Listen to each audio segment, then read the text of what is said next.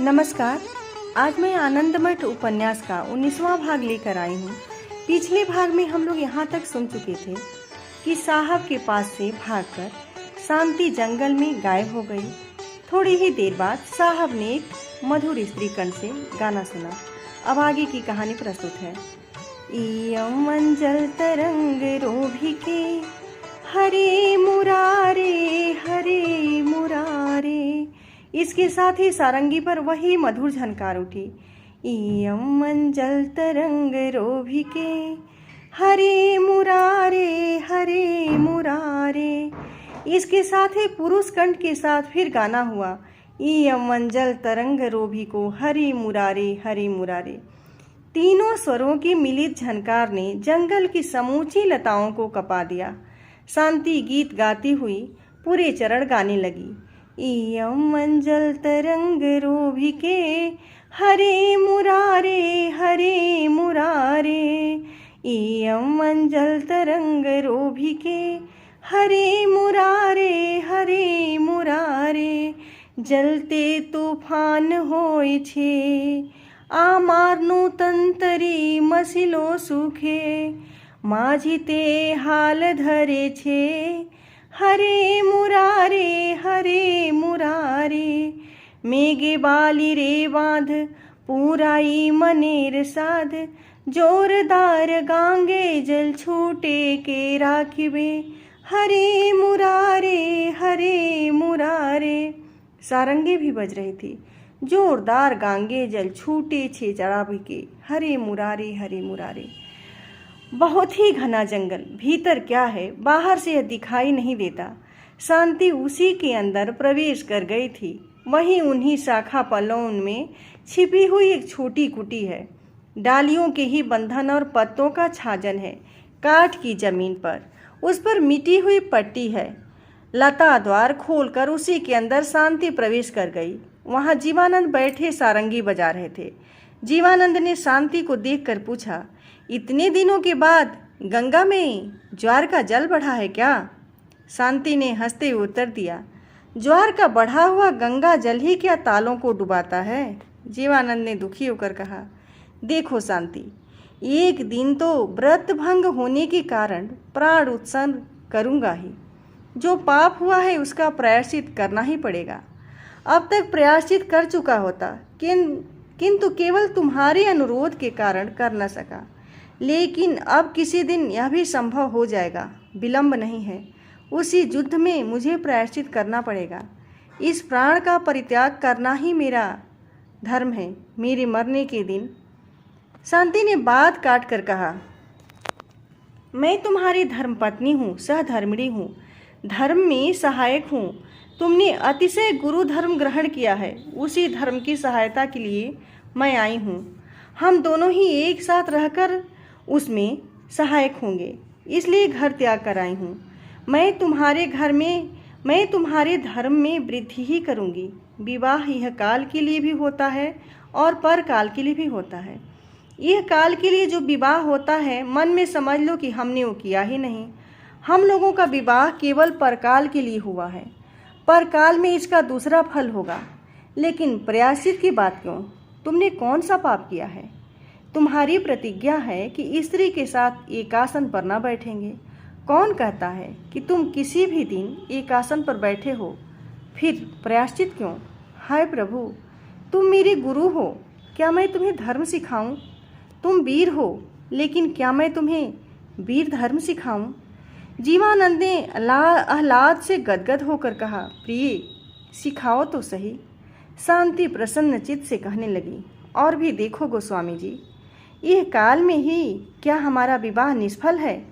तुम मुझसे प्रेम करते हो, मैं तुमसे प्रेम करती हूँ। इससे बढ़कर यह काल में और कौन सा फल हो सकता है? बोलो वंदे मातरम। इसके बाद ही दोनों ने एक स्वर से वंदे मातरम गीत गाया। भावानंद स्वामी एक दिन नगर में जा पहुँचे। उन्होंने प्रशस्त राजपथ त्याग कर एक गली में प्रवेश किया। गली के दोनों बाजू ऊंची अटालिकाएं हैं। केवल दोपहर के समय एक बार वहां भगवान सूर्य झांक लेते हैं। इसके बाद अंधकार ही अंधकार। गली में घुसकर पास के ही एक 2 मंजिले मकान में भवानंद ने प्रवेश किया। नीचे की मंजिल में जहाँ एक अर्धवयस्का स्त्री रसोई बना रही थी, वहीं जाकर भवानंद गोस्वामी ने दर्शन दिया।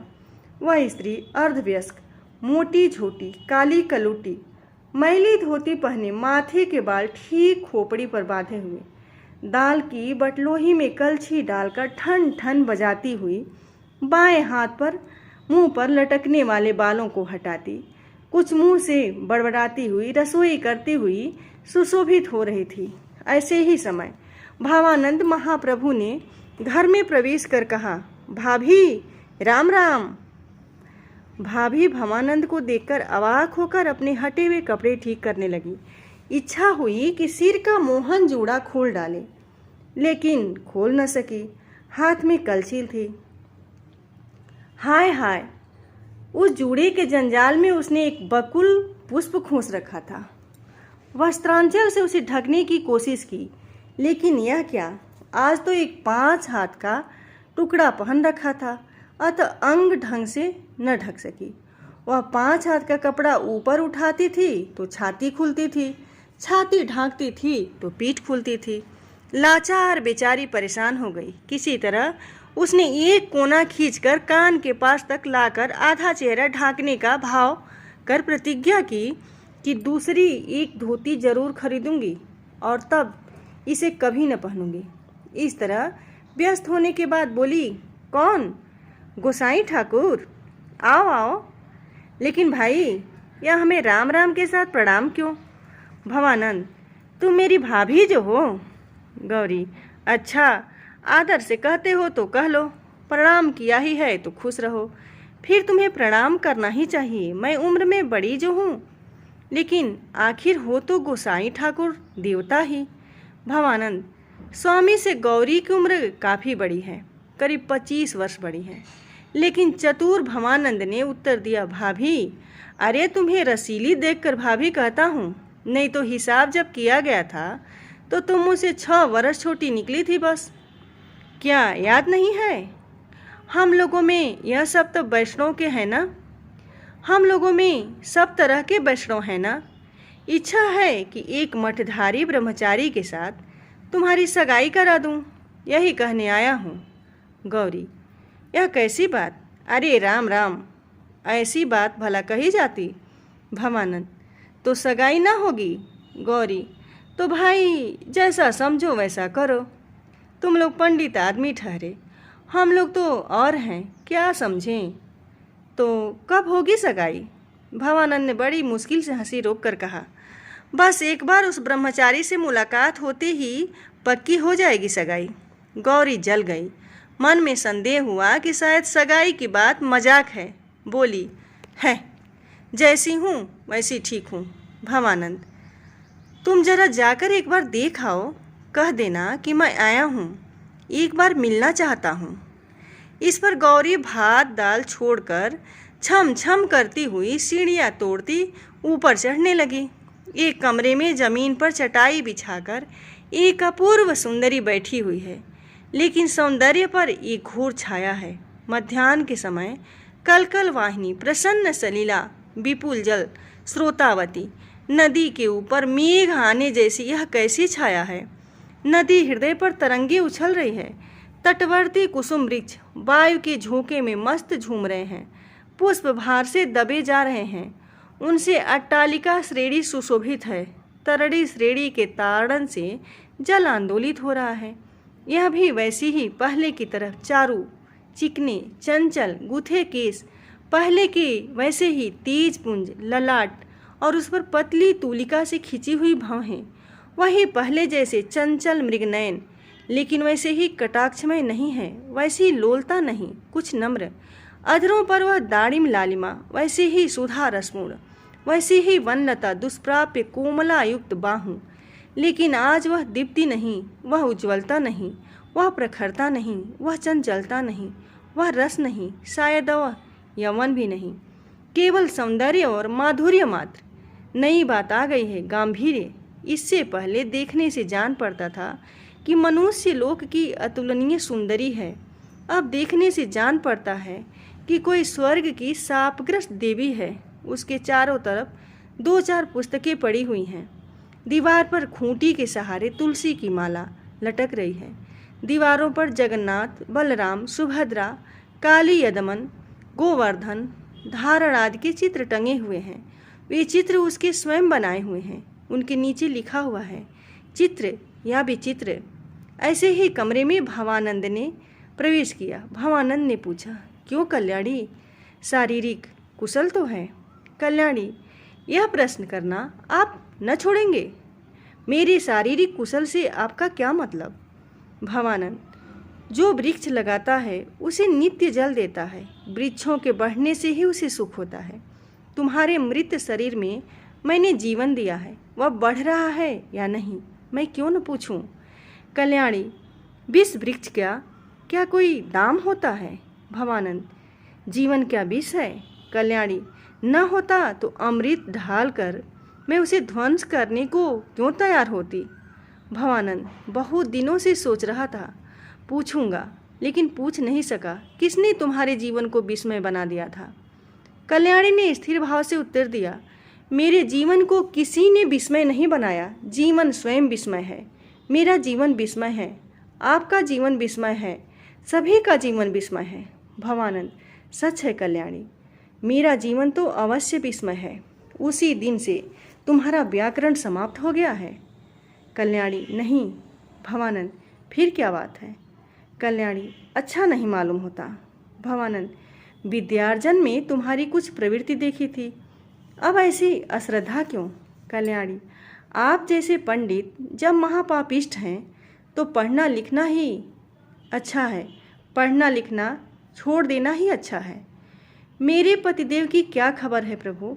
भवानंद, बारंबार यह संवाद क्यों पूछती हो? वो तो तुम्हारे लिए मृत समान है। कल्याणी, मैं उनके लिए मृत हूँ, वो मेरे लिए नहीं। भवानंद, वह तुम्हारे लिए मृतवत होंगे, यही समझकर तो तुमने विष खाया था। बार बार यह बात क्यों कल्याणी? कल्याणी, मर जाने से क्या संबंध मिट जाता है? वह कैसे? भवानंद, अच्छे हैं। कल्याणी, कहाँ हैं? पदचिन्ह में? भवानंद, हाँ वहीं हैं। कल्याणी, क्या कर रहे हैं? भवानंद, जो कर रहे थे, दुर्ग निर्माण, अस्त्र निर्माण। उन्हीं के द्वारा निर्मित अस्त्र शस्त्रों से सहस्रों संतान सज्जित हो रहे हैं। उन्हीं की कृपा से अब हम लोगों को तोप, बंदूक, गोला, गोली, बारूद आदि की कमी नहीं है। संतानगण में वही श्रेष्ठ हैं। वे हम लोगों को महत उपकार कर रहे हैं। वे हम लोगों के दाहिने हाथ हैं। कल्याणी, मैं प्राण त्याग न करती तो इतना होता? जिसकी छाती पर छेद ही कलसी बंधी हो, वह क्या कभी भवसागर पार कर सकता है? जिसके पैरों में लौह सीकड़ पड़े हों, वह क्या कभी दौड़ सकता है?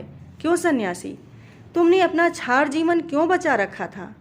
भवानंद, स्त्री सहधर्मिणी होती है, धर्म में सहायक होती है। कल्याणी, छोटे छोटे धर्मों में, बड़े धर्मों के अनुसरण में कंटक। मैंने 20 कंटक द्वारा उनके अधर्म या कष्ट का उद्धार किया है। छी, दुराचारी, पामर ब्रह्मचारी, तुमने मेरे प्राण क्यों लौटाए? भवानंद, अच्छा, न तो मैंने जो किया है उसे वापस कर दो।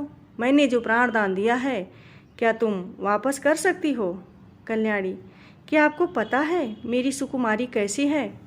अब कहानी का अगला भाग मैं अगले वीडियो में लेकर आऊँगी। आप मेरे चैनल को सब्सक्राइब जरूर कीजिएगा ताकि मैं कहानी का अगला भाग आप तक पहुंचा सकूं। और अगर यह उपन्यास आपको पसंद आ रहा होगा तो आप लाइक कमेंट जरूर कीजिएगा।